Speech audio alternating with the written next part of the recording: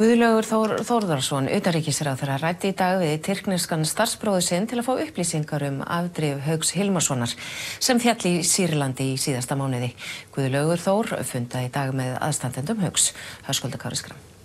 Talið að Haukur hafi látið lífi þegar tyrkneski herinn gerði sprengjuárás á sjálfstjórnarsvæði Kúrda í Sýrlandi í síðasta mánuði.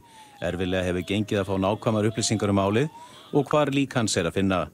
Aðstandendur Hauks hafa kallað eftir því að íslensk stjórnvöld beiti sér að meiri kraft í málinu og funduðu þeir með utanríkisráðherra í dag. Þið óskuðu eftir þessum fundi með utanríkisráðherra, hvers vegna?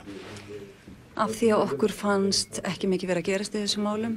Við fengum upplýsingar það fljótlega eftir að þetta gerist að það væri verið að vinna málunum en svo var ekkert að gerast. Þannig að við vorum svolítið gagnrýnin á þetta og óskuðum eftir fundi við utanríkisráðherra. Teljið þið líklegt að Tyrkir geti upplýst þetta mál? Þeir ættu að geta upplýst okkur hvort að Haukur sé þar eða ekki. Og það er það sem við viljum veita, því að ef hann er ekki þar, þá verðum við náttúrulega að leita eitthvað annað. Guðlaugur segir að málið hafi verið í forgangi hjá ráðuneytinu frá fyrsta degi og hann vonast til þess að hægt verið að fá niðurstöðu í það fljótlega. Hann talaði við tyrkneska utanríkisráðherrann í dag vegna málsins. Og hvað kom fram í þessu samtali?